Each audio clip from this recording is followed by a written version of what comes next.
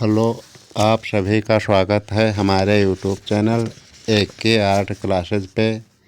आज मैं आप सभी को बहुत ही महत्वपूर्ण प्रश्न बताने जा रहा हूँ। इस वीडियो में आपको 20 प्रश्न मिलेंगे। आज से आपको यहाँ पे प्रतिदिन 20 प्रश्नों का एक वीडियो मिलेगा, जो कि आपके कला की किसी भी प्रकार की प्रतियोगी परीक्षा देने जा रहे हैं उन विद्यार्थियों के लिए बहुत ही महत्वपूर्ण है। वह खास करके यह TGT PGT कला के लिए और जो दिल्ली की DSSB की परीक्षा होती है उसके लिए, उत्तराखंड कला की जो परीक्षा होती है शिक्षक वर्ग की उसके लिए, और उत्तर प्रदेश की जो कि UP LT की जो होती है राजकीय प्रवक्ता कला से संबंधित उसके लिए, और राजस्थान प्रवक्ता के लिए जो कला की परीक्षा होती है उसके लिए बहुत ही महत्वपूर्ण होने जा रहे हैं। तो देखिए सर्वप्रथम पहला प्रश्न जो है वह आपके स्क्रीन पे है। आज मैं आपको 20 प्रश्न यहाँ पे बताऊँगा और आज से प्रतिदिन आपको यहाँ पे 20 प्रश्न मिलेंगे।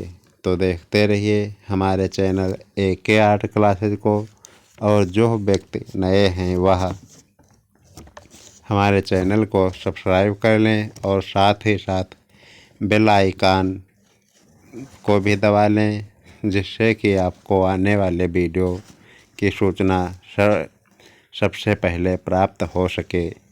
तो देखिए पहला प्रश्न क्या है।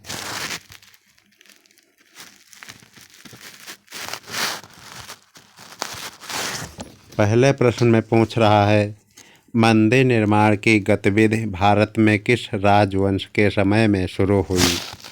तो पहला प्रश्न है, मंदिर निर्माण की गतिविधि भारत में किस राजवंश के समय में शुरू हुई। तो ऑप्शन में है मौर्य राजवंश, कुषाण राजवंश और शुंग राजवंश और गुप्त राजवंश, जो कि सही उत्तर जो है प्रश्न नंबर पहले का सही उत्तर भारत में जो मंदिर निर्माण की जो प्रक्रिया थी वह गुप्त वंश से संबंधित है। तो प्रश्न नंबर पहले का सही उत्तर जो है वह 4 नंबर का ऑप्शन सही। तो भारत में मंदिर निर्माण की जो है वह गुप्त वंश से संबंधित है। उसके बाद अगला प्रश्न देखिए क्या है।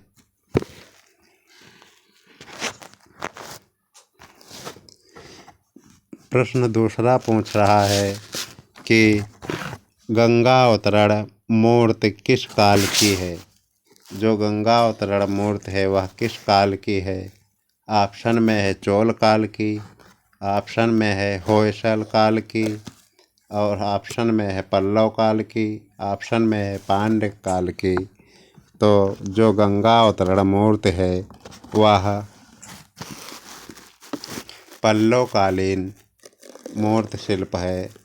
गंगा अवतरण जो मूर्ति है वह पल्लवकालीन है। तो 2 नंबर के प्रश्न का सही उत्तर जो है वह 3 नंबर का विकल्प सही है। उसके बाद देखिए अगला प्रश्न।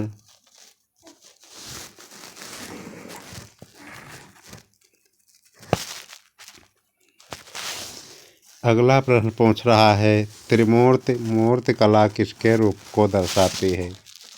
जो त्रिमूर्ति है वह मूर्ति कला किसके रूप को दर्शाती है। ऑप्शन में है विष्णु के और शिव के, ब्रह्मा के और कृष्ण के। तो जो त्रिमूर्ति मूर्ति कला है किसके रूप को दर्शाती है।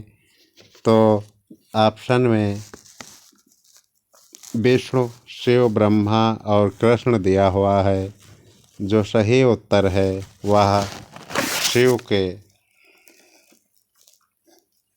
प्रश्न नंबर तीसरे का सही उत्तर जो है वह 2 नंबर का विकल्प सही। तो जो त्रिमूर्ति है एलोरा वाली वह शिव के प्रतिमान को दर्शाती है। उसके बाद देखिए अगला प्रश्न क्या है।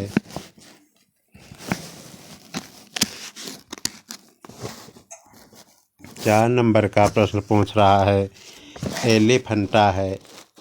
4 नंबर का जो प्रश्न पूछ रहा है वह जो त्रिमूर्ति थी वह एलिफेंटा गुफा में स्थित है। उसी को कुछ विद्वान ब्रह्मा विष्णु महेश का प्रतिमान मानते हैं और कुछ विद्वान शिव को मूर्ति को ही मानते हैं। 3 रूपों वाला पालक, संहारक और। तो अगला प्रश्न नंबर 5 पूछ रहा है कि 4 नंबर का प्रश्न में पूछ रहा है कि एलिफेंटा है, तो एलिफेंटा क्या है। 4 नंबर का प्रश्न पूछ रहा है एलिफेंटा है गुफा वास्तुकला है या मंदिर वास्तुकला है या स्तूप वास्तुकला है या किले की वास्तुकला है। तो जो एलिफेंटा है वह एक गुफा है। तो एलिफेंटा गुफा वास्तुकला है। 4 नंबर प्रश्न के सही उत्तर 1 नंबर का विकल्प एलिफेंटा जो है वह गुफा वास्तुकला है। उसके बाद देखिए अगला प्रश्न।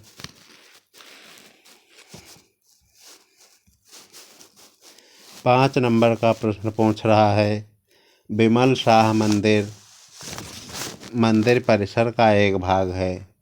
जो विमल शाह मंदिर है वह किसके मंदिर का परिसर का एक भाग है। ऑप्शन में है खजुराहों के, कोणार्क के, महाबलीपुरम के, दिलवाड़ा के।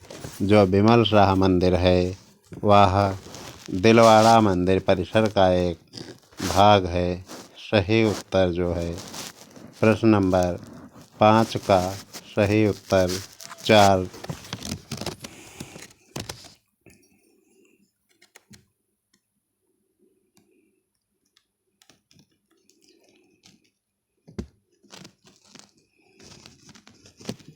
उसके बाद अगला देखिए क्या है।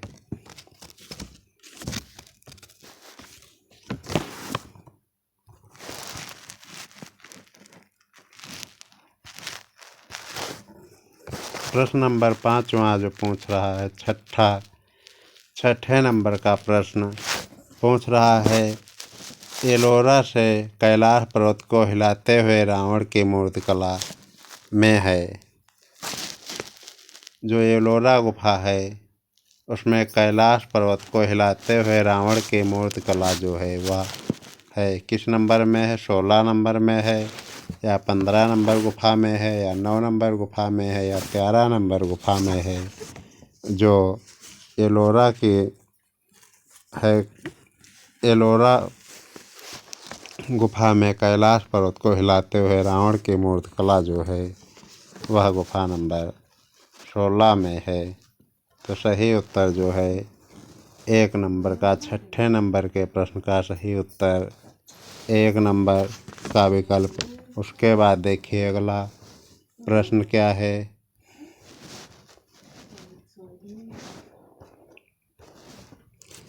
7वें नंबर का प्रश्न पूछ रहा है कि माउंट आबू से मातृ शिशु मूर्तिकला किस पत्थर में बनी है। जो माउंट आबू से मातृ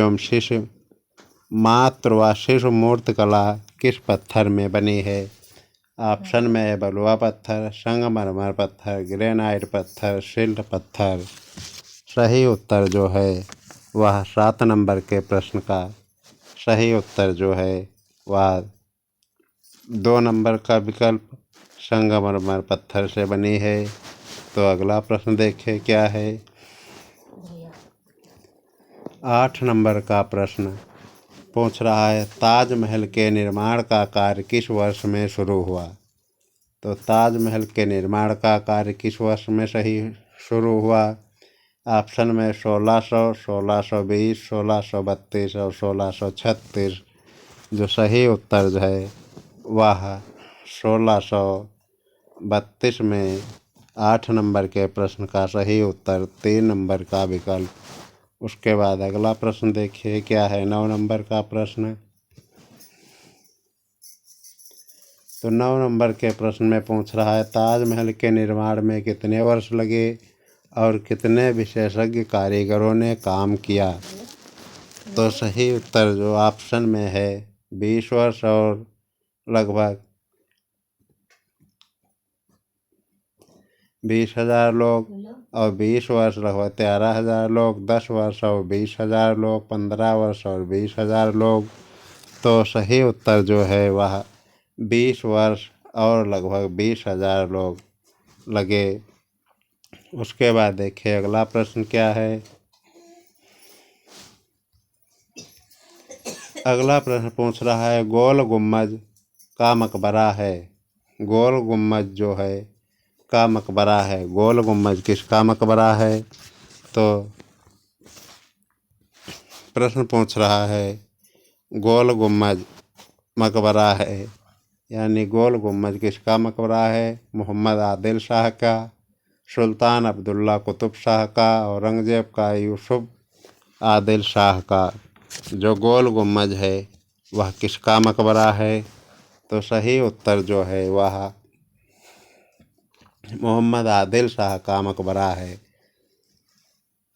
तो मोहम्मद आदिल शाह का मकबरा है गोल गुम्बद। उसके बाद देखिए अगला प्रश्न क्या है।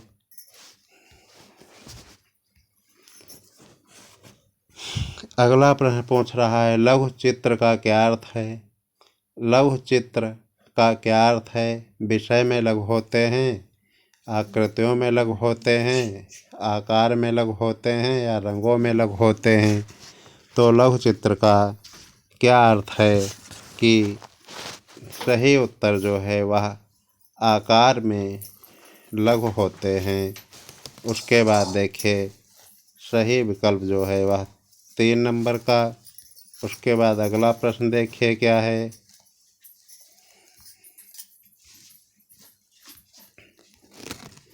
अगला प्रश्न पूछ रहा है भारत में लघु चित्र शैली का आरंभ में हुआ। भारत में लघु चित्र शैली का आरंभ कब हुआ? तो 9वीं शती ईस्वी में, या उत्तरार्ध 9वीं शती ईस्वी, और 10वीं शती ईस्वी का पूर्वार्ध, या 10वीं शती ईस्वी का उत्तरार्ध। जो भारत में लघु चित्र शैली का आरंभ है वह जो है 10वीं शती का उत्तरार्ध है। सही उत्तर है 4 नंबर का विकल्प। भारत में लघु चित्र शैली का आरंभ विकल्प के अनुसार सही उत्तर 10वीं शती का उत्तरार्ध है। उसके बाद अगला देखिए प्रश्न क्या है।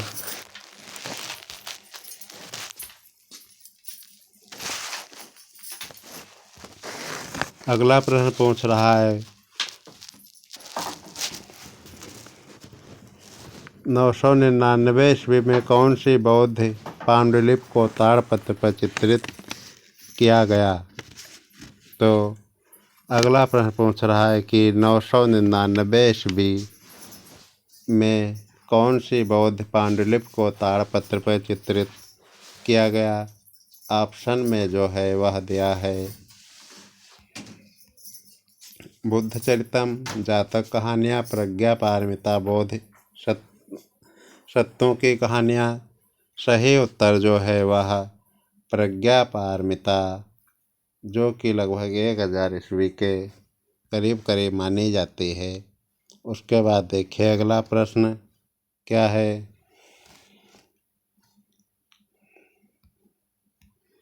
तो अगला प्रश्न पूछ रहा है कौन सी लघु चित्रकला पश्चिमी भारतीय लघु चित्रकला शैली के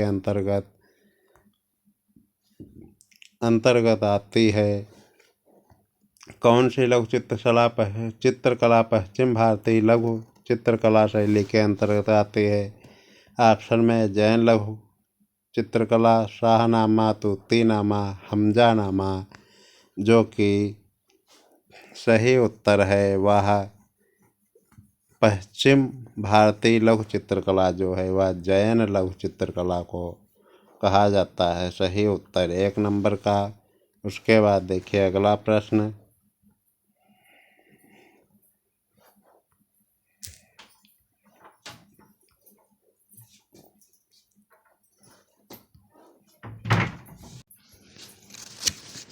अगला प्रश्न जो है वह पूछ रहा है, चित्र में दर्शित प्राचीन हस्तलिपि में वस्तु को पहचानिए।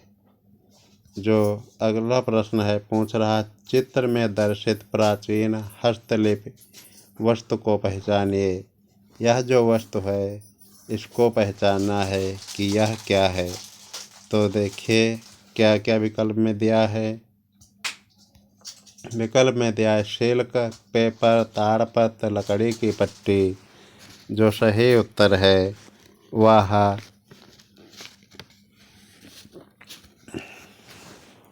ताड़पत्र है।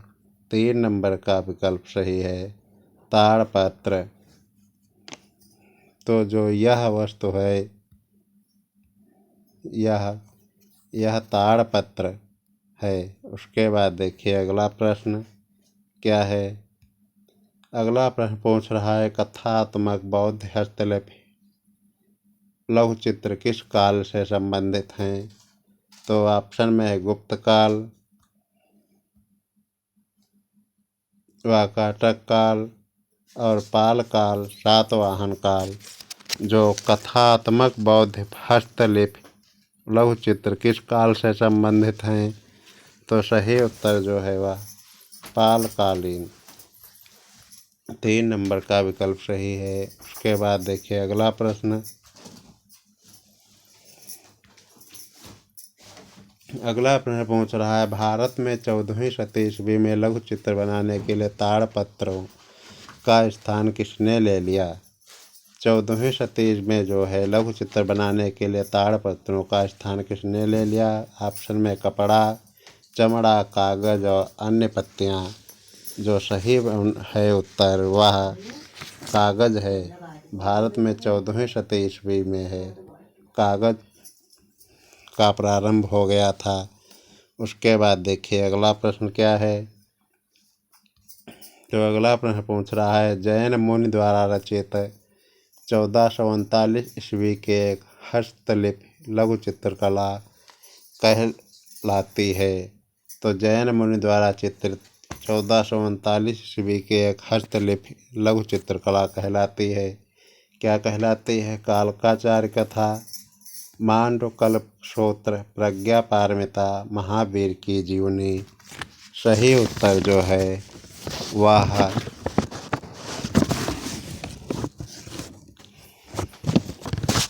कल्पसूत्र, जो कि मांडू नामक स्थान पे चित्रित है, उसे मांडू कल्पसूत्र के नाम से जाना जाता है। उसके बाद देखिए अगला प्रश्न क्या है। अगला प्रश्न पूछ रहा है, जैन लघु चित्र कला की मुख्य विशेषता क्या है। जैन लघु चित्रकला की मुख्य विशेषता क्या है। ऑप्शन में है प्राकृतिकता, लयात्मक चित्रांकन, प्रचुर मात्रा में सोने के रंगों का प्रयोग और चेहरे के बाहर झांकती आँखें और हल्के रंगों का प्रयोग।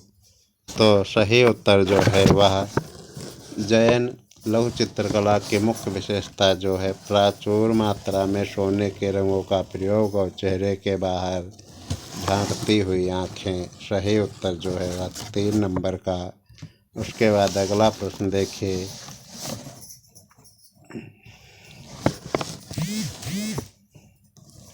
अगला प्रश्न पूछ रहा है, 15वीं शताब्दी ईस्वी में जैन कल्पसूत्र लघु चित्र किस जगह चित्रित हुई। 15वीं शताब्दी ईस्वी में जैन कल्पसूत्र लघु चित्र किस जगह चित्रित हुई। तो ऑप्शन में है उदयपुर, मेवाड़, जयपुर, बूंदी, जोधपुर। तो सही उत्तर जो है वह 15वीं शताब्दी ईस्वी में जैन कल्पसूत्र लघु चित्र किस जगह चित्रित हुई। सही उत्तर जो है उदयपुर, मेवाड़। 1 नंबर का प्रश्न सही है। उसके बाद देखिए तो आज के वीडियो में इतने ही प्रश्न, और कल आपको मिलेंगे एक नया वीडियो। उसमें आपको 20 बहुत ही महत्वपूर्ण प्रश्न दिए जाएंगे। तो आप नीचे कमेंट करके बताइए कि 20 प्रश्नों में आपके कुल कितने प्रश्न सही हुए। तो इसी के साथ मैं आपका समय ना नष्ट करते हुए आप अपनी वाणी को यहीं पर विराम देता हूँ और जल्द ही आपसे मिलेंगे कल एक नए वीडियो में। तब तक के लिए देखते रहिए हमारे चैनल, जो कि आपका अपना चैनल है AK आर्ट क्लासेज। और इसी के साथ जय श्री राम। कल आपसे फिर से मुलाकात होगी। तब तक के लिए एक बार पुनः जय श्री राम।